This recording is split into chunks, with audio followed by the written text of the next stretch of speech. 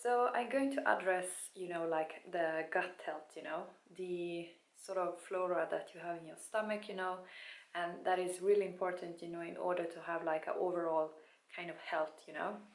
Uh, so there has been some people, who have been plant-based and vegan, and I mean, whatever your diet is, you can experience some form of dietary kind of issues, like the way that your body is sort of processing the food and sort of absorbing the nutrients, and a lot of the things is connected to the bacteria that you have in your stomach, that is supporting and maintaining overall health, because everything that you put inside of your body, like by eating or drinking or whatever, I mean, it's going to be sort of absorbed in some way, or it's just going to leave your body.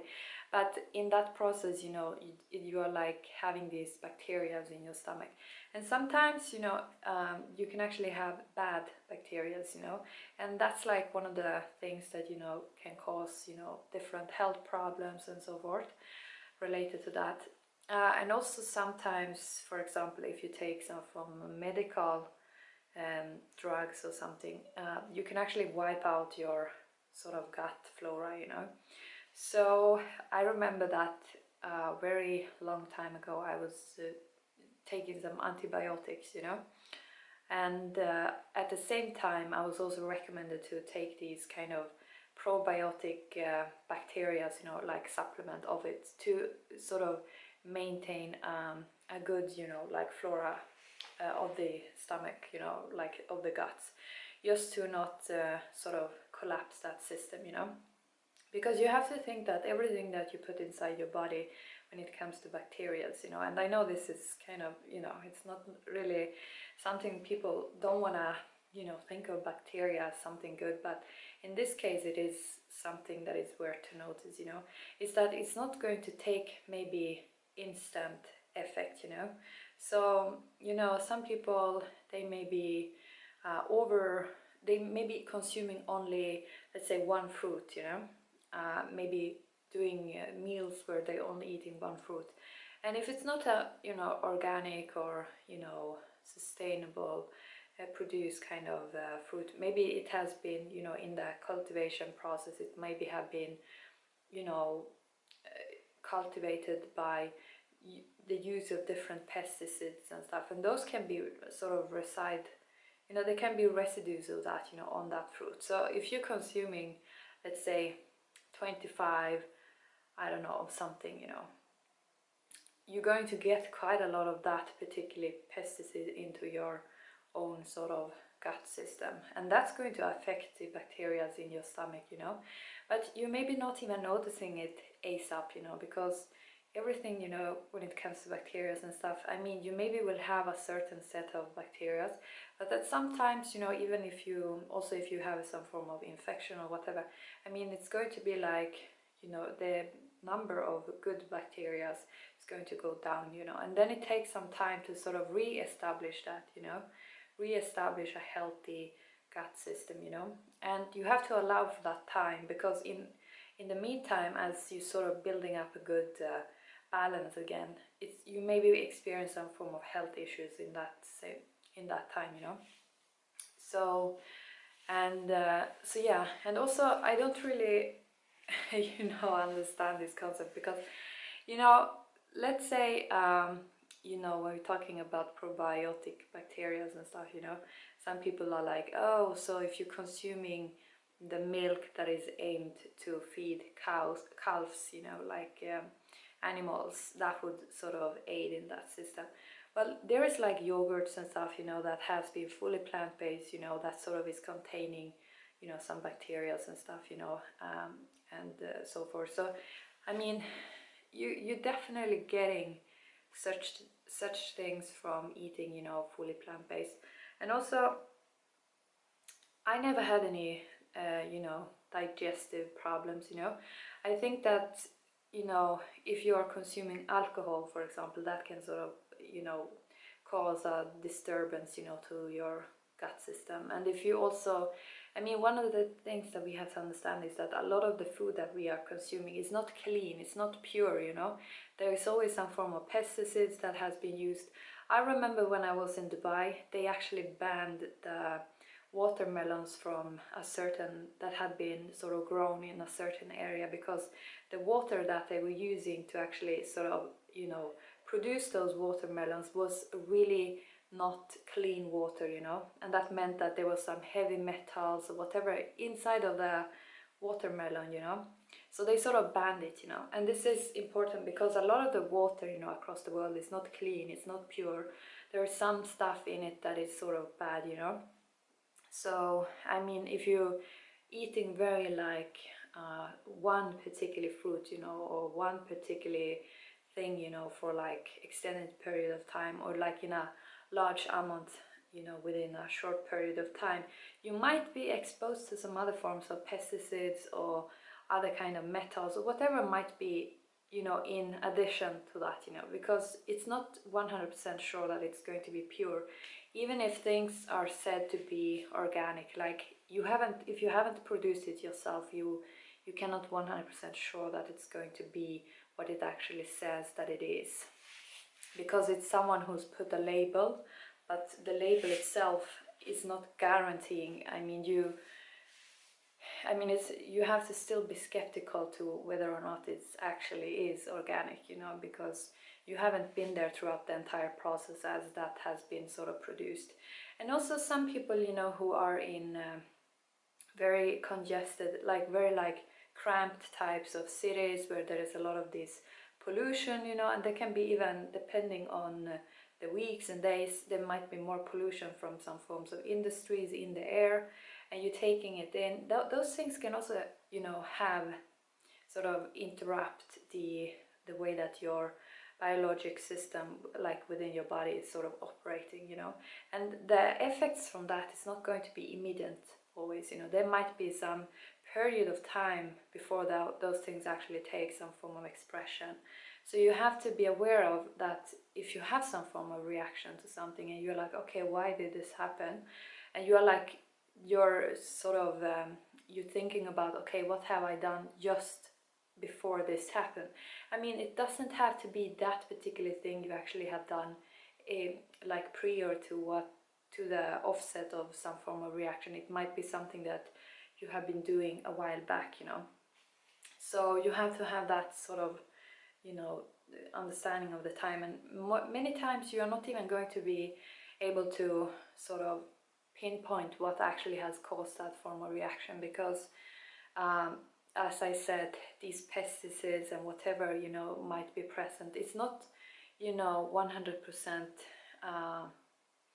it's not 100% you know, noticeable. Like, you wouldn't be able to see it with your visible eye.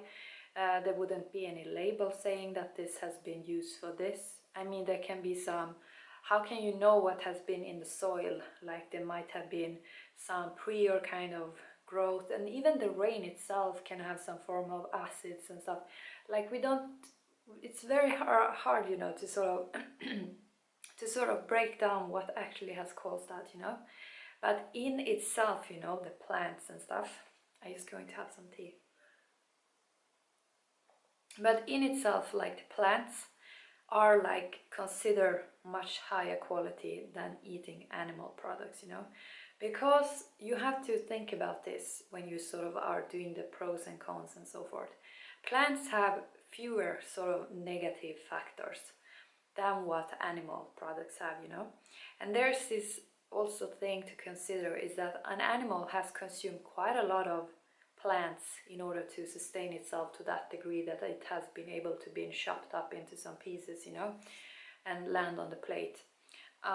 So I mean, it has maybe acquired more of those heavy metals, and maybe, you know, been exposed to these pesticides and stuff, you know, that has been you know, exposed on that food that particularly animal has been consuming during its you know, sort of growth. So I mean, that can also be something to consider, you know. And also, like, you know, you have these the energy consumption, in how much energy is used to like produce certain sets of foods and stuff. And also, like for example, cow's milk. It is associated, you know, through science and research to, for example, skin problems. And meat in its own is associated through scientific research, you know, to, you know, forms of different types of health problems. There is like, oh my god, all kinds of health problems. I mean, I'm not even going to make a list of it, but there is quite a lot of different research on that. So I mean, they have quite a lot of, you know, negative factors connected to them. So I mean, some people also, when it comes to plants, I don't say that, you know, it's not going to affect your body, because of course it affects your body, whatever you might be consuming. But you have to understand that there might be some additions that those things that you are consuming has been exposed to, and also stress can have quite a large impact on what happens with your stomach, you know, because your stomach is quite fast on responding to the stress. It will sort of offset certain types of, you know, reactions. So if you are exposed to stress, you maybe will notice some form of thing that happens later. And also you have to think about the cocktail effect, you know, like if you have stress and you maybe have taken antibiotics and you have been you know, for some reason you have been consuming by, you know, not by voluntary will, but it has happened, some form of pesticide and maybe some pollution that is in the air. If you're just adding together all of those things and putting them into your stomach, what do you think is going to happen, you know? And you're not even going to narrow down which of these effects is actually the main cause of something, you know? And as I said, since the stomach sort of is connecting to, you know, to other parts of your health, like to your energy levels and like to your skin and to like your absorption of nutrients and like how we, like all kinds of things, you know, it's going to have an impact, you know. So I want to put it you know, in that way, you know, because I think that some people who have like digestive type of problems, I mean, they need to of course address those, and they need to sort of adapt some form of you know, approach to how to deal with it. But I would say that plants are the best solution to whatever, you know. They are the source directly from the sun, and you have like a pure like quality of that energy. But you have to also think of the layers that might be added to that, you know. And also there are these gen modified types of crops and stuff, you know, that also we don't really know what kind of effects they have, you know, especially on the more long-term schedule. And I think that they also sort of affecting, and this is more like my own thought on this, you know, because I'm thinking about in a logical sense, that all these things are also affecting the way that the bacteria, because you have to think bacteria somehow they are sustaining themselves on the stuff that's coming into the system, you know, and they are at the same time creating a health for you because they are present. But there's also these negative bacteria, and I mean, if there's any form of imbalance in that relation between the how much do you have of the different, you know, that's going to cause some form of you know, reaction. And I mean, for example, people who consuming a lot of candy, you know, they like fueling them these bad bacteria with a lot of white sugar. I mean, that they might feel some kind of problem because due to that, you know. But also like people are sensitive to gluten, and the gluten is in quite a lot of things. And one of the interesting things here is that, you know, back in the time, you know, there has been quite a lot of different plants and crops and grains and stuff that has been sort of cultivated, you know. But we have today only a couple. We have like, you know, these potatoes, rice, maize, and what is the final, did I say rice, potato, oh my goodness, wheat. Wheat is like in everything, you know. So those four crops, you know, and people are sort of overeating. I mean, for example, you know, some of my relatives, and as I grew up, there was like this whole concept of that potatoes was the only thing that you had to eat. It was like the source of all food and everything you possibly could eat. If you didn't eat potatoes, you were like, you know, it was like I mean, it wasn't even in the spectrum, you know, of their understanding of what food is, you know. So, I mean, but because people are overeating of these 4 crops, you know, in relation to these 7,000 other ones that you possibly could be consuming, that might even offset some form of reaction. And that's what I want to highlight, you know, because gluten is not because, you know that you're eating maybe something, you know, and it's bad, you know.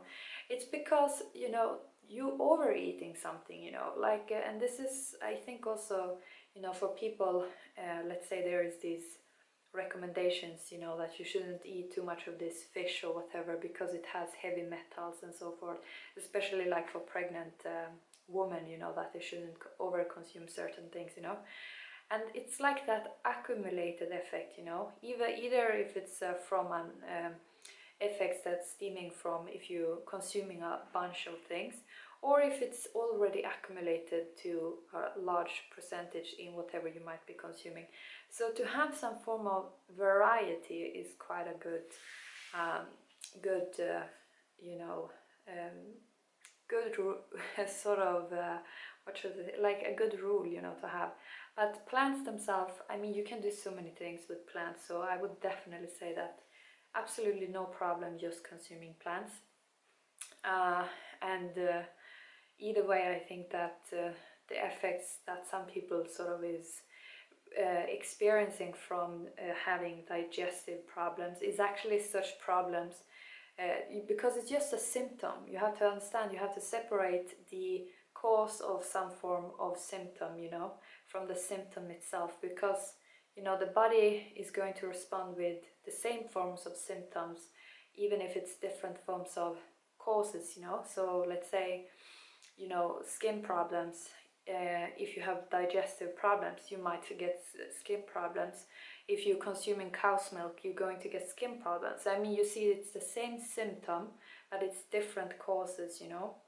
And for example, fever, you know, you might get fever because of you have a certain virus, but in another time you're also getting fever because you have, you know, it's caused by another form of virus and the response in the body, you know, is responding with fever and so forth. But I mean, it's just like the symptoms can be can seem same, you know, but the causes can be different, you know. So I mean, you shouldn't just because you have one problem jump over to another potential cause of the same problem, you know. I think it's better, you know, keep it very basic but keep it in some form of variety, you know. And also, as one important thing is to, you know, think about the digestion, you know, like you have to allow for some, you know, for the body to sort of process what you're taking in. And one of the problems, you know, with the meat when you're consuming that is that it requires so much energy to process that meat that you have to go and take a nap, you know, in order to just, you know, have the energy to digest it, you know. Like when I grew up, my dad, you know, every time he had a meal he ate meat, you know, to most meals he had meat. And he had to go and take a nap after he had eaten. And I thought that this was the most normal thing in the world, that you always have to take a nap after you have eaten because you have no energy whatsoever, because your body is digesting, you know. But then I realized that this is just because of the thing that he is eating, you know, that it's causing so much, you know, strain on the digestive system that he has to go and take a nap, you know. And for me, I don't really experiencing this, you know, because I don't consume that, you know. I consume plants, and plants require less energy in order to sort of process, and that means I have more energy, you know, because that energy that would have been used to process and digest it is some energy that I can spend on other stuff, you know. So yeah, I don't really understand. And also I want to say something, you know, because if you go to a westernized medical doctor, they're going to give you some advices that has been, you know, very much formulated in relation to what the medical companies want to prescribe and sort of create for sort of demand of certain set of medical drugs. And they also want to maybe support the you know, meat industry, so they must somehow, you know, ascribe certain things and so forth in order with what it sort of is talking about for forms of dietary recommendations. So I want to say that, you know, don't just swallow everything that a biomedical doctor is telling you, because they are only building their understanding on some form of diagnosis and to be able to prescribe certain medical drugs, like take this pill and you are fixed.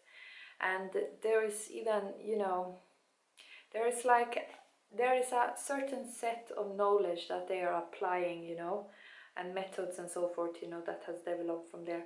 But it's not the ultimate truth, you know. You have to understand it. You have to sort of questioning what these people are telling, you know. So for example, if some person who is having the legitimized form of title, you know, to be operating as a biomedical doctor, if that person is telling you to eat meat or whatever, don't just swallow that, you know. Consider the, you know, sort of own form of understanding of that, you know. Why, like, is that really the ultimate best thing to do, you know?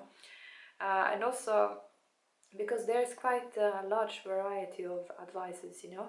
And to me, I feel like when it comes to plants, every single animal that is on this planet is sort of living off plants somehow, you know, or they living off the sun rays and stuff, you know.